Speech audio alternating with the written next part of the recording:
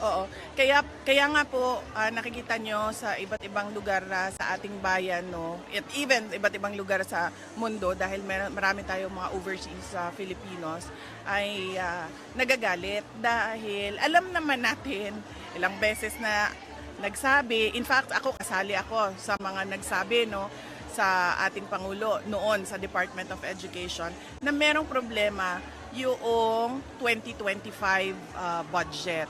At ngayon, nalaman natin, hindi lang pala yung 2025 budget ang merong problema. 2024, as early as 2023, ay meron ng mga nakitang mga anomalya doon sa budget. So alam na natin na merong problema sa budget. Alam na natin kung sino yung mga tao na may kagagawan noong anomalya, korupsyon sa ating budget. Pero hanggang ngayon ay wala pa ring nananagot. Puro lang investigasyon.